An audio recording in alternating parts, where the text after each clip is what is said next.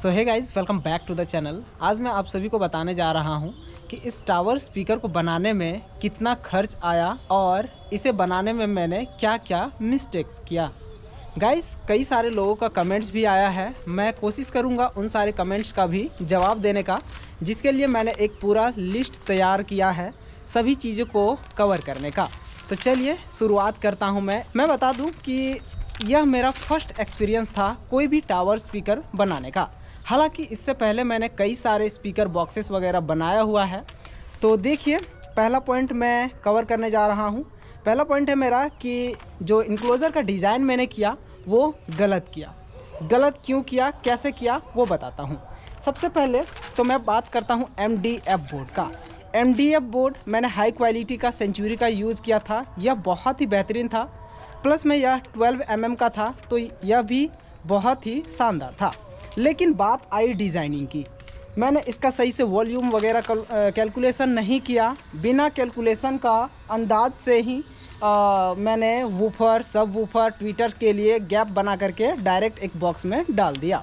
देखो, बात क्या है ना कि इसे बनाने में हमें प्रॉब्लम तब आती है जब आपके पास ओरिजिनल वूफर, सब वूफर, ट्विटर्स हों, तभी आपको ओरिजिनल आउटपुट मिल पाएगा।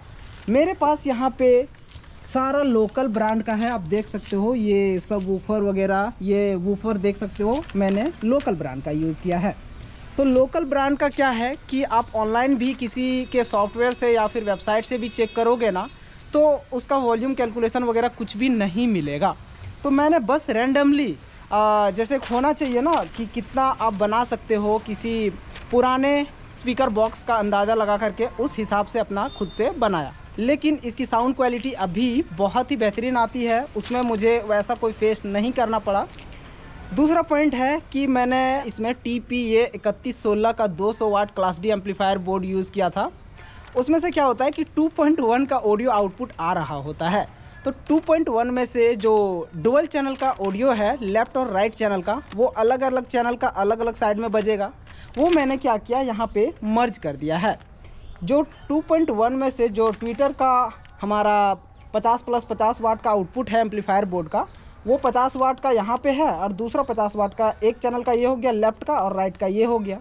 तो दोनों को मर्ज कर दिया सिंगल बॉक्स में। ये मेरे को नहीं करना चाहिए। कोई बात नहीं, गलतियाँ करने के बाद ही हम सीखते हैं। तो खैर, अब बात करता हूँ कि जो TPA 3116 class D amplifier board है, ये मैंने डुप्लीकेट यूज़ किया, ओरिजिनल यूज़ किया, और उसे मैंने क्यों यूज़ किया। देखो, बात यह है कि मेरे पास हाई पावर का क्लास D एम्पलीफायर बोर्ड वगैरह नहीं था।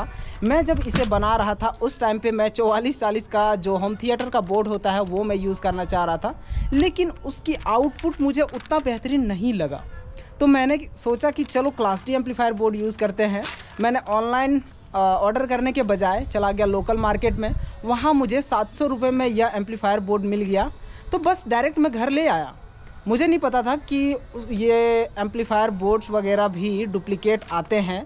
तो सस्ता में मिल गया, मैं लेके आ गया 200 वाट का। अब जब उसकी IC में खोल के देख रहा हूँ तो उसमें TPA 3116 लिखा होना चाहिए ना, IC का नंबर नहीं लिखा हुआ था। बाकी इसको साउंड टेस्टिंग वगैरह किया तो लगभग काफ़ी बेहतरीन ही था, ठीक ठाक ही था, लेकिन वह डुप्लीकेट था। तो कोई बात नहीं, कुछ इस तरह से एम्पलीफायर बोर्ड ला के मैंने उसे बनाया।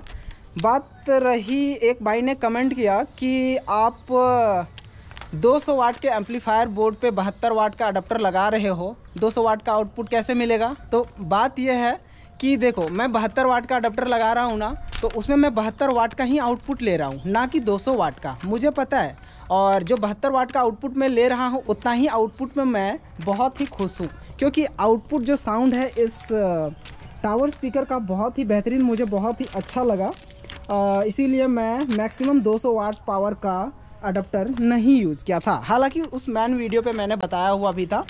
बाकी अब नेक्स्ट पॉइंट की ओर मैं बढ़ता हूँ। तो इसका हीटिंग प्रॉब्लम, इसमें बात ये भी हो रहा था कि इसमें हीटिंग के लिए क्या किया आपने, ना ही कोई CPU फैन वगैरह कुछ भी नहीं लगाया।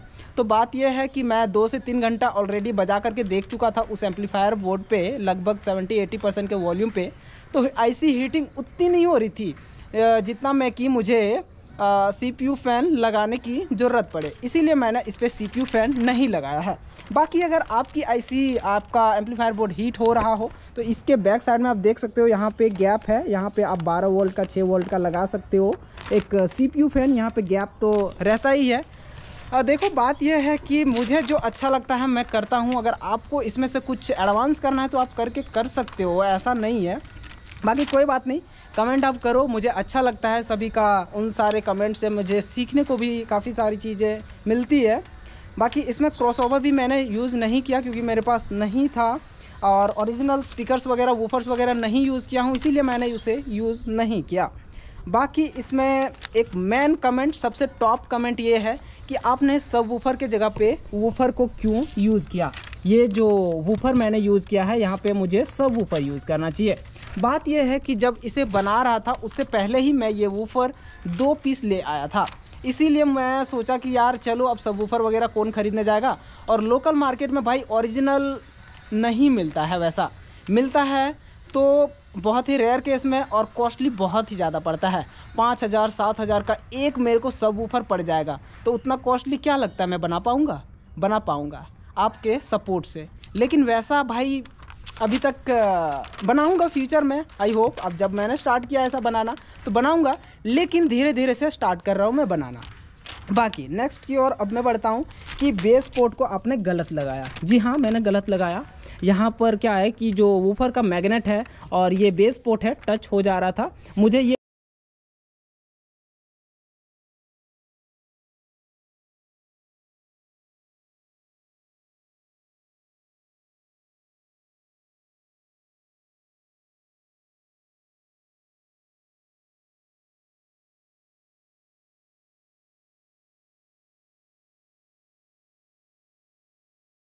डेज लगे मेरे को इसे बनाने में। अब मैं बात करता हूँ कि इसे बनाने में खर्च कितना आया। इसका मैं खर्च का अगर बात करूं तो MDF बोर्ड, सबसे मेन बात आती है MDF बोर्ड की। तो MDF बोर्ड मैंने 12 mm का यूज़ किया था। इस पर 12 mm का 8x4 फीट का मुझे पड़ गया था करीब 2200 रुपये का, जिसमें से 50% 4x4 फीट का मैंने यूज़ किया था। तो आप MDF बोर्ड का मान लो कि 1100 रुपये मुझे लगा। और एम्पलीफायर बोर्ड का जैसे कि मैंने बताया 700 रुपये लगे मेरे को। ब्लूटूथ मॉड्यूल ये वाला 300 रुपये का, वूफर 350 का, सब वूफर 200 का, ट्विटर दोनों ट्विटर 140 का, 70 करके लिया था एक एक करके। और मैट जो लगाया है मैंने काफ़ी थिक है, काफ़ी बेहतरीन है, एकदम मस्त स्मूथ वाला। तो ये 350 रुपये का पड़ गया था मेरे को। फेविकॉल 150 रुपये लगा टोटल, और कुछ कनेक्टिंग वायर्स वगैरह भी मैंने यूज़ किया तो 50 रुपये उसका मान लो। बाकी इसमें बेस पोर्ट वगैरह मैंने 3D डिजाइनिंग खुद से किया हुआ है, तो उसका मैं प्राइस वगैरह कुछ भी ऐड नहीं कर रहा हूँ। और भी कुछ एक्स्ट्रा चीज़ें हैं जैसे कि स्क्रूज़ वगैरह, तो वो रहने दो। एक एवरेज में बता देता हूँ कि टोटल को जोड़ने के बाद मुझे 3340 रुपये आ रहा है, 3340 रुपीज़, जिसमें से आप मान सकते हो कि 3500 से 4000 मुझे लगा इसे बनाने में। बाकी यही है इसका कॉस्ट, इतना मुझे खर्च लगा इसे बनाने में। आई होप आप सभी को अब समझ में आ गया होगा क्या क्या गलतियां मैंने करी और इसे बनाने में मुझे कितना खर्च पड़ा। आई होप ये वीडियो आप सभी को पसंद आया होगा। पसंद आए तो इस वीडियो को लाइक कर दो। बाय, इस वीडियो में इतना ही, मिलता हूँ किसी नेक्स्ट कंटेंट में। आई होप नेक्स्ट कंटेंट भी बहुत ही